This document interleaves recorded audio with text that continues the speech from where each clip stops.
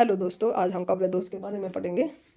महाकवि तुलसीदास ने कहा है कि विषव गुण दोष में है, अर्थात सृष्टि की रचना में गुण है तो दोष भी है, किंतु वह काव्य रचना में निर्दोषता पर बल दिया जाता है। कवि को अपनी रचना में दोषों से बचना चाहिए, ऐसा आचार्य ने परामर्श दिया है। अग्नि पुराण के रचयिता ने कविता को निर्दोषा दोष वर्जित कहकर दोषों से बचने की आवश्यकता बताई है। इसकी डेफिनेशन देख लेते हैं। काव्य दोष उन बातों को कहते हैं जो काव्य रस के आस्वादन में अर्थात काव्य का आनंद लेने में बाधा पहुंचाती हैं, जो काव्य के रस को हानि करती हैं। जैसे सुंदर भोजन में यदि कंकड़ आ जाए तो भोजन का समस्त आनंद नष्ट हो जाता है, वैसे ही काव्य में कोई दोष आ जाए तो काव्य के समस्त आनंद को नष्ट कर देता है। संस्कृत आचार्यों द्वारा दिए गए लक्षण इस प्रकार हैं। वामन ने क्या कहा है? गुणों के विरोधी दोष कहलाते हैं। जो गुणों के विरोधी होते हैं वह क्या कहलाते हैं? दोष। विश्वनाथ ने क्या कहा है? रस अर्थात काव्य के आनंद को हानि पहुंचाने वाली बातें ही दोष हैं। मोमट ने क्या कहा है? काव्य के मुख्य अर्थ अर्थात रस की हानि ही दोष है। जयदेव ने क्या कहा है? उद्वेग को उत्पन्न करने वाली बात दोष है। दोषों के भेद, दोषों के कितने भेद हैं? 3।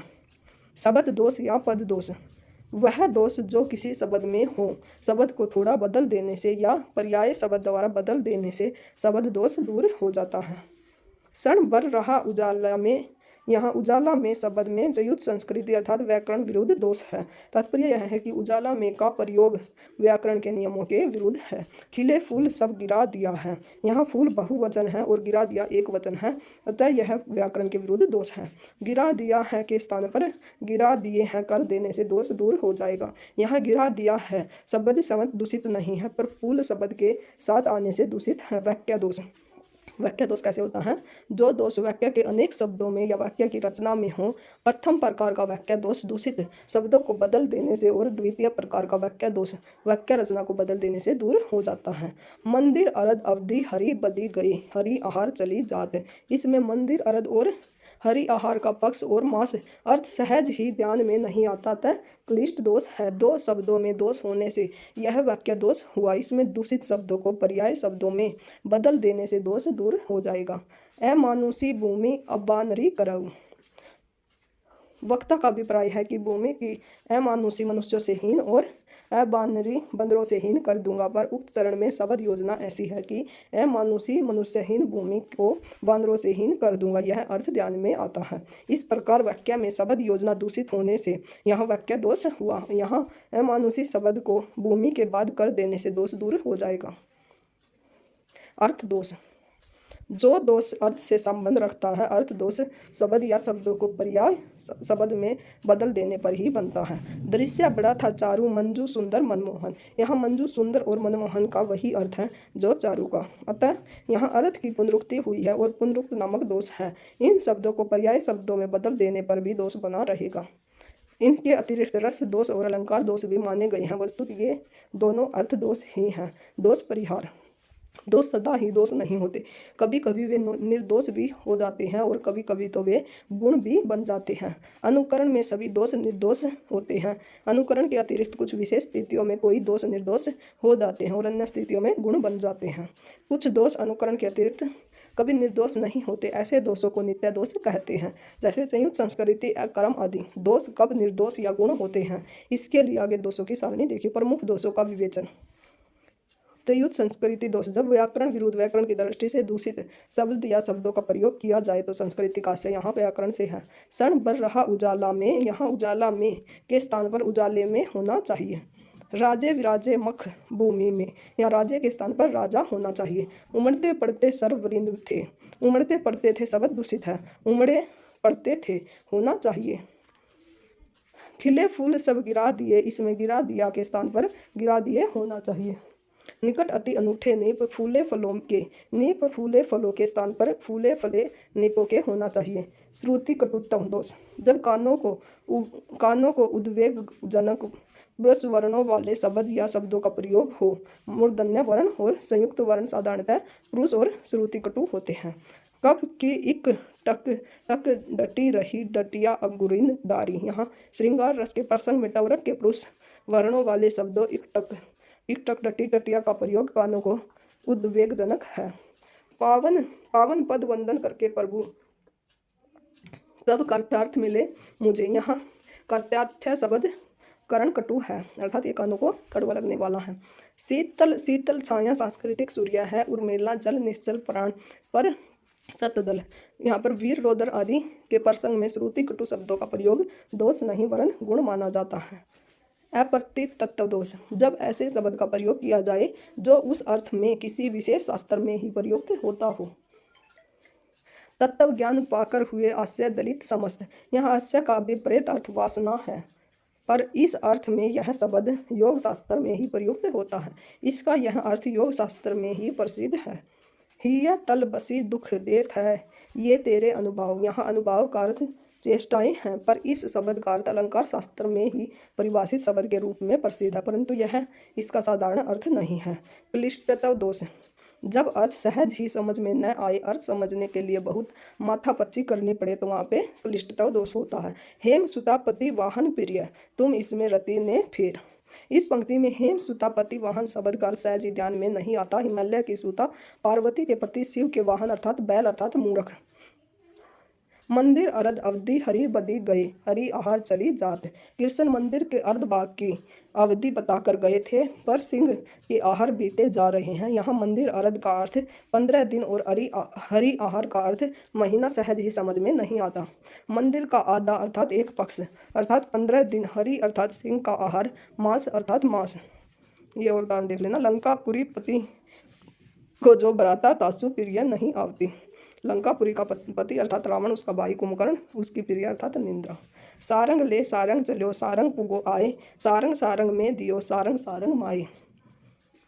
अजा सहेली तार रिपु जननी बरतारता के सूत के मीत को सुमेरी बारंबार। ग्राम्यता दोष, जब शिष्ट समाज में प्रयुक्त न होने वाले असंस्कृति सूचक या गवारू शब्द या शब्दों का प्रयोग किया जाए, या जब शब्द गवारू न होने पर भी वाक्य का भाव गवारू हो जाए, तो ग्राम्यता दोष होता है। मूड पे मुकुट दरे दरे सोहन गोपाल, इसमें मूड शब्द गवारू है, जिसमें प्रयोग श्रेष्ठ साहित्य में नहीं होता। मचक मचक मत चलो, इसमें मचक मचक शब्द गवारू है। कैसे कहते हो इस द्वार पर फिर से कभी न आऊं, यहाँ द्वार शब्द ग्रामीण बोलचाल का है। अश्लील तत्व, जब ऐसे शब्द का प्रयोग किया जाए जो लज्जा या जुगुप्सा या अमंगल का व्यंजक हो, या जब वाक्य का भाव जुगुप्सा या अमंगल का व्यंजक हो, वहाँ पर अश्लील दोष में शब्द या वाक्य के प्राय दो अर्थ होते हैं। एक वाच्यार्थ जो प्रसंग में लगता है, दूसरा व्यंग्यार्थ जो दमनित होता है। यह दूसरा अर्थ ही जुगुप्सा या अमंगल का बोधक होता है। जुगुप्सा व्यंजक, रावण ने दरबार में स्थित अंगद का पाद, यहाँ पाद शब्द जुगुप्सा व्यंजक है। पाद का वाच्यार्थ है पैर और व्यंग्यार्थ है अपान वायु, जिसे पाद भी कहा जाता है। उड़कर धूल पड़ी आंखों में दे वायु प्रिय ने सहलाई, यहाँ वायु देना का अर्थ है फूंक देना, पर उसका अर्थ अपान वायु निकलता भी होता है। दूसरे अर्थ में यह शब्द जुगुप्सा व्यंजक है। अमंगल व्यंजक, अभिप्रेत पद प्रिया ने पाया, यहाँ अभिप्रेत पद पाया का अर्थ है अविशिष्ट पद प्राप्त किया, पर इसमें आए प्रेत पद पाया शब्दों से मर गया अर्थ भी दवनित होता है। न्यून पदत्व, जब वाक्य में आवश्यक होने पर भी किसी शब्द का प्रयोग न किया जाए, तो आवश्यक शब्द की न्यूनता कमी के कारण यह दोष होता है। सरजही जिन है सांग पर गाऊ, परा खड़ग जनु बरा निहाऊ। अब विपरीत अर्थ है कि खड़ग सांग पर इस प्रकार पड़ा मानो निहाई पर पड़ा हो। यहाँ निहाऊ के आगे ऊपर का वाचक कोई शब्द अर्थ ज्ञान के लिए आवश्यक है, उसके न होने से ठीक अर्थ नहीं समझा जा सकता, फिर भी उसका प्रयोग कवि ने नहीं किया। इसके उदाहरण देख लेते हैं।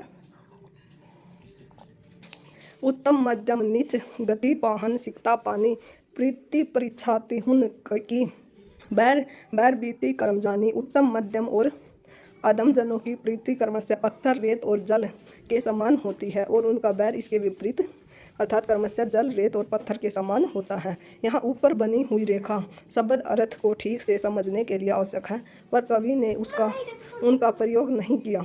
जंग छपा कदली होई बारी, जंगा के सामने केला बाड़ी में जाकर छिप गया। यहाँ सामने जैसा कोई शब्द अर्थ को समझने के लिए आवश्यक है। पानी पावक पवन प्रभु, जो असाधु त्यों साधु। जल अग्नि पवन और राजा जैसे बुरे के साथ वैसे ही भले के साथ है।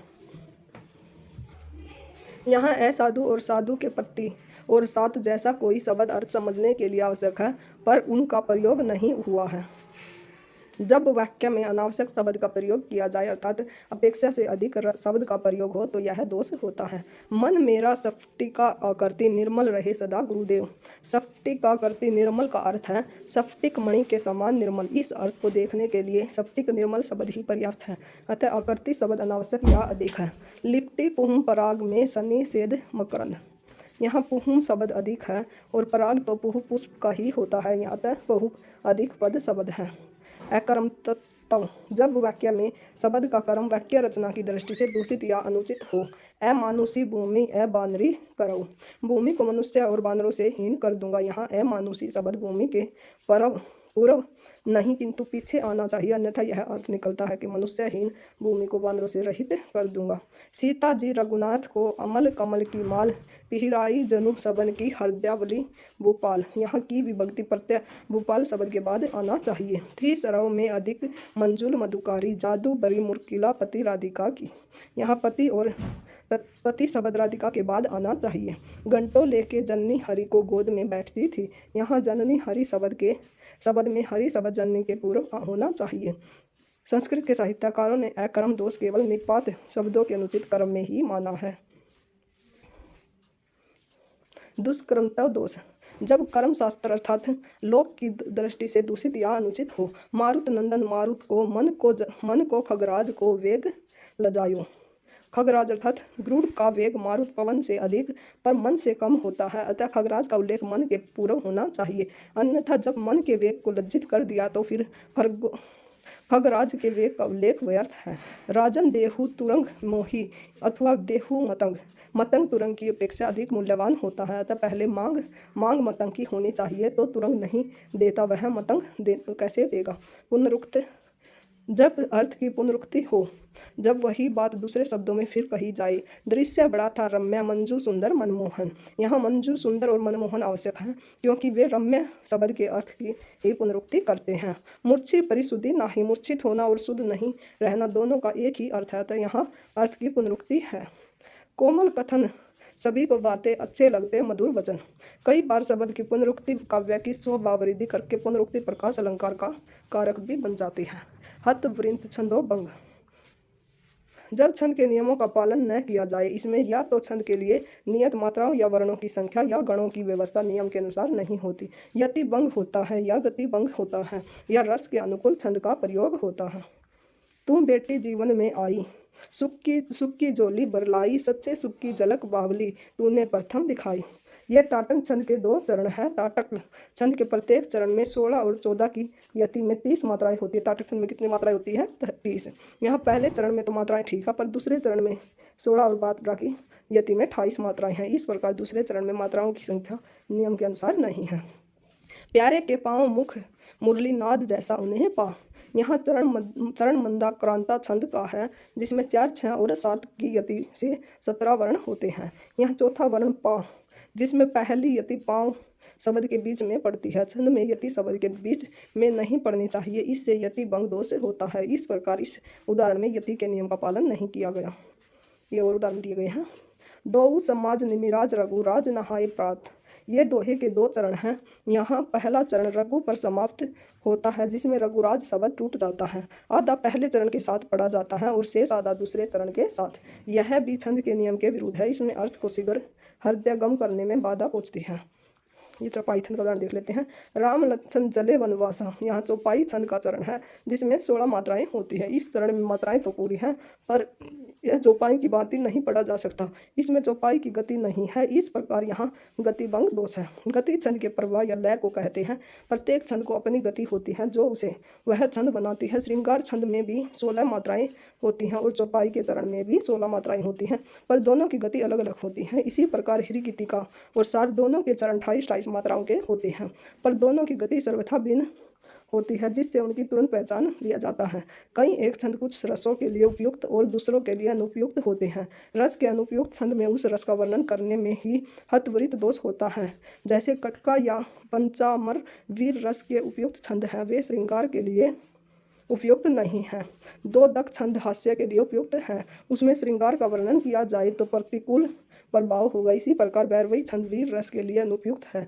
मंदा क्रांता करुण और वियोग श्रृंगार के लिए विशेष उपयुक्त है। काव्य दोषों की पारस्परिक अंतर। संयुक्त संस्कृति और अकर्मता दोष, दोनों का संबंध व्याकरण विरोध से है। संयुक्त संस्कृति में शब्द का रूप दूषित होता है, या तो शब्द का रूप अशुद्ध होता है या वाक्य में जो रूप होना चाहिए वह नहीं होता। अकर्म में शब्दों का क्रम दूषित होता है, वाक्य में शब्द जहाँ होना चाहिए वहाँ नहीं होता। संयुक्त संस्कृति दोष, सन बर रहा उजाले में खिले फूल सब गिरा दिए हैं। अकर्मता अमानुषी भूमि बानवरी करई। अकर्मता और दुष्कर्मता दोष, दोनों में कर्म दूषित होता है। अकर्मता में कर्म व्याकरण के दृष्टि से दूषित होता है। दुष्कर्मता में कर्म तर्क या शास्त्र या लोक की दृष्टि से दूषित होता है। अकर्मता अमानुषी भूमि बानरी करो। दुष्कर्मता राजन देहु तुरंग मोही अथवा देहु मतंग। क्लिष्टता और अप्रतीकता दोष, दोनों में अर्थ सरलता से समझ में नहीं आता। अप्रतीकता में शब्द का प्रयोग शास्त्र विरोध से परिभाषित अर्थ में होता है, अतः जो उस शास्त्र का ज्ञाता नहीं होता उसके ध्यान में अर्थ नहीं आता। पर क्लिष्टता में परिभाषित शब्द का प्रयोग नहीं होता, फिर भी अर्थ सहज ही ध्यान में नहीं आता, पर माथापच्ची करने पर वह प्राय ध्यान में आ जाता है। प्रतीकता तत्व ज्ञान पाकर हुए अस्य दलित समस्त। योग शास्त्र में अस्य का अर्थ यह है वासना। क्लिष्ट तत्व, हेम सुतापति वाहन प्रिय तुम इसमें रति न फिर। हेम सुतापति वाहन का क्या अर्थ है? बैल और मूर्ख। ग्राम तत्व और अश्लील तत्व, दोनों में ऐसे शब्दों का प्रयोग होता है जिनका प्रयोग शिष्ट समाज में नहीं होता। ग्राम्य में असंस्कृत जनों द्वारा प्रयुक्त शब्द या भाव का प्रयोग होता है। अश्लील में जुगुप्सा या अमंगल व्यंजक शब्द या भाव का अश्लील शब्द समाज में बोलने से योग्य नहीं होते, आपत्ति योग्य माने जाते हैं। ग्राम्य शब्द आपत्ति योग्य नहीं होते, फिर भी संस्कृत समाज में उनका प्रयोग नहीं होता। ग्राम्य, मूड पे मुकुट धरे सोहत है गोपाल। अश्लील तत्व, रावण के दरबार में स्थित अंगद का पाद। अश्लील में प्राय शब्द में वाक्य होता है और दूसरा या अप्रस्तुत अर्थ ही वीरडा और जुगुप्सा का व्यंजक होता है। ग्राम्य में शब्द या वाक्य का अर्थ नहीं होता। पुनरुक्त और अधिक पद्यत्व, दोनों में अनावश्यक शब्द होते हैं। पुनरुक्त में अनावश्यक शब्द या शब्दों का अर्थ पहले के किसी शब्द या शब्दों में आ चुका होता है। अधिक पदत्व में अनावश्यक शब्दों का अर्थ वाक्य के किसी अन्य शब्द में आया हुआ नहीं होता। अनावश्यक शब्द पुनरुक्ति के कारण नहीं किंतु शब्द अनावश्यक होता है। पुनरुक्त, मूर्छी परिशुद्धि नाही। अधिक पदत्व, मन मेरा सबकी कृति निर्मल रहे सदा गुरुदेव। ये इसकी सारणी है। ये देखिए काव्य दोष की परिभाषा की सारणी। संयुक्त संस्कृति, पद वाक्य, श्रुति कटत्व पद वाक्य, अप्रतीतत्व पद वाक्य और क्लिष्टतत्व पद वाक्य। संयुक्त संस्कृति में व्याकरण विरुद्ध शब्द या शब्दों का प्रयोग होता है। कानों को कटु लगने वाले शब्दों या शब्दों का प्रयोग होता है। ये अप्रतीतत्व में ऐसे शब्द या शब्दों का प्रयोग जो उस अर्थ में किसी विशेष शास्त्र में ही प्रयुक्त होते हैं। क्लिष्ट तत्व में ऐसे शब्द या शब्दों का प्रयोग जिनका अर्थ सहज ध्यान में न आए। ये ग्राम तत्व, अश्लील तत्व और न्यून पद तत्व और अधिक पद तत्व। ये इसकी डेफिनेशन एक बार पढ़ लेना। ये उदाहरण तो हम कर चुके हैं। अकर्मता, हतवृत्तत्व और दुष्कर्मता और पुनरुक्त। ये रस के बारे में हम नेक्स्ट वीडियो में करेंगे। Thank you for watching.